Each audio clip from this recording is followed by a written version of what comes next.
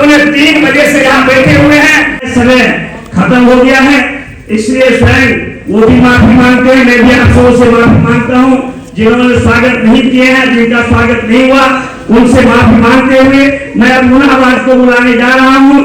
अध्यक्ष बने तो दिल्ली में ऐसा रहा था कि मानो पूर्वांचल संगठित हो गया है, और जब जहाँ जहाँ इन्होंने झुग्गियों में रात बिताई, झुग्गियों में गया, झुग्गियों में कार्यकर्ताओं को, पूर्वांचल के भाई और बहनों को संबोधित किया, जिनके मन में मनोज तिवारी जी के प्रति जो उल्लास, जो हर्ष मुस्लिम था, वही आज भी है। तो मैं ऐसे मनोज तिवारी जी को आमंत्रित करना चाहूंगा और आप सबों से निवेदन करना चाहूंगा, जब तक माननीय श्री मनोज तिवारी जी जो हमारे पूर्वांचल के रीढ़ की हड्डी हैं, हमारे लोकप्रिय नेता हैं, जब तक मंच पर नहीं आ जाए ताली बजती रहनी चाहिए। बोलो भारत माता की, मनोज तिवारी संघर्ष करो, हम तुम्हारे साथ, मित्रों मनोज जी संघर्ष करो, हम तुम्हारे साथ, मनोज जी संघर्ष करो, हम तुम्हारे साथ। बहुत बहुत भारत माता की जय, जय श्री राम, जय श्री राम। हनुमान जी महाराज की जय। और अब आजकल एक नारा और लगाया जाए, जय अयोध्या का, क्योंकि अयोध्या जी में जो एयरपोर्ट बना है उसका नाम रखा गया है अयोध्या। आज के इस विशेष कार्यक्रम में हमारे दिल्ली की विधानसभा में दिल्ली के गरीबों से लेकर के और दिल्ली के हर वर्ग की आवाज को बहुत बल देने वाले हमारे बड़े भाई, इस देश के एक बहुत ही ऐतिहासिक नेता है। ये शब्द मैं सोच के कह रहा हूँ, बड़े भाई और दिल्ली के विधायक भी हैं। इस कार्यक्रम के मुख्य धुरी में पूर्वांचल मोर्चा के पूर्व प्रदेश अध्यक्ष कौशल कुमार मिश्र जी, जिनका हम लोगों ने आज काफी कुछ जाना, कुछ नया भी जाना, कुछ जानते थे। हमारी तरफ से आपने एक नई शुरुआत की है आज से, और वो मुझे लगता है कि अब धीरे धीरे वो भी दिल्ली में सब लोग शुरू करेंगे। प्रदेश के कार्यालय मंत्री भाई ब्रजेश राय जी, पूर्वांचल मोर्चा के वर्तमान में प्रभारी दिल्ली के विजय भगत जी, हमारी लोकसभा में एक जिला नॉर्थ ईस्ट दिल्ली उसकी जिलाध्यक्ष पूनम चौहान जी, और कार्यक्रम का संचालन कर रहे संजय गौतम जी। और वैसे कार्यक्रम को संचालित करने में और भी जो दाहिने तरफ खड़े हैं ना, वो सब लोग टेंट के तंबू हैं। लाइव कर दो तो बन जाएंगे, कभी कभी तो दिल से बोलने का मन करता है। लाइव को कुछ छुपा है ही नहीं अपना, जितना प्रसारित करना है प्रसारित करते। और इस कार्यक्रम में उपस्थित यहाँ के हमारे पार्षदगण हैं, नीलू जी है, लक्ष्मी जी है, सुमन शर्मा जी है, चंदन चौधरी है, अनिल गौड़ जी भी है, और कोई पार्षद बैठा है? कोई बात नहीं, कई होने वाले बैठे। और हमारे कई बहुत वरिष्ठ लोग हैं जो यहाँ बैठे हुए हैं। आप सब बीजेपी के बहुत कर्णधार हैं। अनुपम पांडे जी बैठे हैं, महतो जी बैठे हैं, दिनेश चौहान दीदी, अरुण जी बैठे हैं, भरत भैया बैठे हमारे, संजीव झा बैठे हैं उधर, सुनीता बंसल जी बैठी हैं। वैसे मैं खतरा ले लिया हूँ नाम लेके, क्योंकि अब पूरा नहीं हुआ तो सबका गड़बड़ हो जाएगा। अशोक सिंह जी बैठे हैं, अनुराग मलिक जी बैठे हैं, पहले पार्षद रही रेखा सिन्हा, ऐसे शिवांगी पांडे लोग अभी बड़े नेता हैं। और यहाँ पे जो अविनाश जी जिलाध्यक्ष के पूर्वांचल के, अमरिंदर जी जिलाध्यक्ष रहे पूर्वांचल के, दिनेश महतो बैठे हैं, रीना शर्मा जी बैठी, हमारे क्षेत्र की बहुत बड़ी, सबको अपने मैसेज से हिलाए रहती है। आजकल जब से सोशल मीडिया का जमाना आ गया है, ये आदमी भी पूरा सिस्टम को हिला सकता है अगर वो ठीक से लिखना जानता हो। मैं टॉपिक लिख रहा था कि आज मैं क्या बात करूंगा। एक तो रामवीर भाई साहब ने बहुत सनसनी दे दी आज। खैर वो उनका जो खुलापन है, जो उनका हमारे प्रति भी प्रेम है, और वो उनकी एक बड़ी अच्छी आदत है रामवीर सिंह बिदुरी जी, जो कह दिया ना आदमी उससे हिलता नहीं। वो उनकी बहुत पुरानी आदत है, और ऐसा व्यक्ति उसको हमेशा समाज सम्मान देता है। आज वो नेता प्रतिपक्ष है और बहुत तैयारी से बोलते हैं। अगर कोई विषय में रखेंगे ना तो हम उनकी बात को बहुत ध्यान से सुनते हैं। अब समस्या तो है, राशन कार्ड बनाने की समस्या है, लोगों को झुग्गियों को सुविधा नहीं मिली उसकी समस्या है। और दिल्ली सच पूछिए, उनकी बातों को और अपना अनुभव, कौशल का कार्य, ये सब देखिएगा तो जो संघर्ष है ना, उसमें दिल्ली के लिए एक लाइन बहुत महत्वपूर्ण है कि एक व्यक्ति जो दिल्ली को सपना दिखाने आया, और सपना दिखा रहा था, ठीक था, सब उसके सपने दिखाने में दम था, इसमें कोई दो नहीं है, क्योंकि लोग इसे ढूंढते नहीं। लेकिन जो सपना दिखाया, उस सपना दिखाने के बाद आज दिल्ली कह रही है ये सपना तो दिखाया था लेकिन दिल्ली के लिए अभिशाप बन गया। आज दिल्ली को इन 10 वर्षों में कहां से कहां जाना चाहिए था, लेकिन दिल्ली कहां से बहुत नीचे चली गई। अच्छा, बड़ी अजीब हुआ दिल्ली में। दिल्ली 2 भाग में अभी दिख रही है, या तो कुछ क्षेत्र में बहुत आगे चली गई और या तो कुछ क्षेत्र में बहुत ही नीचे चली गई। जैसे आप कोई प्रगति मैदान के टनल में घुसते हैं, आपको लगता होगा वाह मेरा शहर। वो नोएडा वाली सड़क या अक्षरधाम जाने के लिए जब इधर से जाते थे तो लगता था पता नहीं वो भैरव बाबा मार्ग पर क्या होगा, कब पहुंचेंगे, कितना जाम होगा। अब तो लगता है बस इंडिया गेट पार किए नहीं कि सर से आगे। लेकिन आपको जब ये पता चलेगा कि वो कार्य जिसमें 49% दिल्ली सरकार को पैसा देना था, दिल्ली सरकार ने कहा देना ही नहीं, और पूरा नरेंद्र मोदी सरकार को पैसा देकर के बनाया, तब समझ में आता है कि ये क्या हो रहा है। चौथा मेट्रो फेज, जैसे हमारी लोकसभा में भी आप इस समय देखेंगे जो मेट्रो बन रही है, वजीराबाद होते हुए और बुराड़ी होते हुए जो मुकुंद को टच कर रही है, तो लोग कहेंगे अरे हमारे घरवा के आगे आ गई मेट्रो। और अभी अगले 6-7 महीना में आप जब देखेंगे कि हमारे यहाँ दिल्ली में सड़क के ऊपर सड़क और उसके ऊपर मेट्रो, तो एक प्रकार से तो बहुत बड़ी बात हो गई। लेकिन वहीं थोड़ा सा गली में घुस जाइए, किसी आप नर्मदा में चले जाइए, संगम बिहार में चले जाइए, बुराड़ी के किसी गली में चले जाइए, कुछ क्षेत्रों को छोड़ के, ये नीलू जी जहाँ की किरानी की पार्षद है, कभी बोल देते घर चाय पी के आएगी, तो आप कहेंगे ना हम जानते हैं आपको नीलू से, लेकिन हम नहीं आए। नहीं, वहां तो पैदल ही जाना पड़ेगा, मोटरसाइकिल वगैरह से, गाड़ी से जाएंगे तो कब गाड़ी आपकी फंस जाएगी, कोई भरोसा नहीं। लेकिन वो दिल्ली है।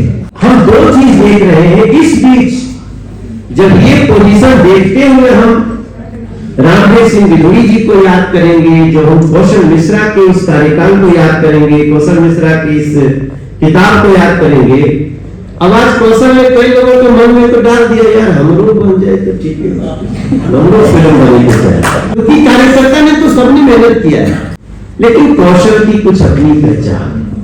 कौशल एबीवीपी में कैसे काम करते थे, एबीवीपी का कार्यक्रम हो रहा था, तब मुझे किसी ने बताया यूनिवर्सिटी के चुनाव में कैसे कांग्रेस के उन दिनों में कैसे एबीवीपी को खड़ा करना है, कैसे फिर आगे आके बीजेपी को। तो ये सब कहानियां वास्तव में बहुत अच्छी है। मुझे लगता है थोड़ा अधूरा है। आपका 3 साल का नहीं बनना चाहिए कौशल, आपका कम से कम 30 साल का बनना चाहिए। आपने सबसे पहले एबीवीपी का काम कब शुरू किया? 1987 में। 87 में 35 साल 35 साल हो गए। तो अब तो मेहनत तो करवा दिए, लेकिन ये मेहनत थोड़ा सा और पीछे का होना चाहिए, इतना नहीं देर में। अब देखो मैं तो फिल्म भी बनाता हूँ, मुझे तो फिल्म दिखा दी पूरा 40 मिनट का एक साथ का भैया यहाँ बैठा हुआ ना, सब कोई घड़ी देख रहा है, सब प्रोग्राम बताओ आगे चले, सबका कुछ ना कुछ कमिटमेंट होगा। लेकिन इतना देर बैठने का मतलब सब तुमसे प्यार करता है, सबका लगाव है।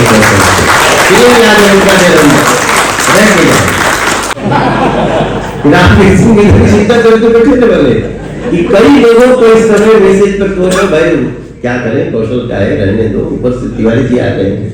तो देखो भैया आप इसको थोड़ा लंबा करो, ये नहीं माना जाएगा, ये जितना है उसको और बढ़ाओ, मतलब ड्यूरेशन इतना ही रहे। और आपने एक अच्छा काम ये किया कि इसके साथ साथ आपने पार्टी को कैसे बढ़ाया जा सकता है, मोदी जी के क्या कार्य है वो भी आपने दिया है, ये बहुत अच्छा किया। देखिए हम लोग तो कार्यकर्ता है ना, तो कार्यकर्ता के रूप में भी हमें बहुत संघर्ष करना है। कार्यकर्ता आए दिन थोड़ा दुखी हो जाता है जब कभी संगठन की घोषणा होती है, कई बार थोड़ी गलतियां भी हो जाती हैं, संगठन से भी गलतियां होती रहती हैं। मैं एक चीज बोलना चाहता हूँ, मेरा अनुभव क्या रहा। देखो मैं आप लोगों की तरह एकदम बूथ अध्यक्ष से संघर्ष नहीं किया, मेरा संघर्ष कहीं और था, मैं करता था संघर्ष तो ऐसा किया हो कि मतलब कोई दूसरा क्या करे। इनोडा का 16 सेक्टर 4 साल तक लगभग हर 15 दिन बाद आनंद गेट कीपर घुसने नहीं देता था कंपनी में। ठेला पर पराठा मिलता था, पराठा भी गिन के लेना पड़ता था क्योंकि पैसे नहीं होते थे। धूम लगी थी कि गाना गाना है, गुलशन कुमार जी से मुलाकात हो जाए। अब दीदी हंस रही है, लेकिन मैं पैसा दूंगा। और 1-2 साल नहीं, कितना साल, 4 साल। और अब जब वहीं जाता हूं, यहां से बोलूंगा कि मैं आ रहा हूं, तो तभी से तीसरे का गेट खुल जाता है, पता नहीं कब गाड़ी घुस जाएगी। लेकिन मैंने क्या किया, 4 साल में कभी मैंने किसी को गाली नहीं दी, अपनी कमी निकालता था। अब ये नहीं, ऐसा नहीं, ऐसा करना, ये सुर नहीं, वो सुर लगे। तो कार्यकर्ता निर्माण को भी कौशल ने खूब किया है। अगर कौशल नहीं किया होता तो इतने लोग थोड़े इस कार्यक्रम में बैठते।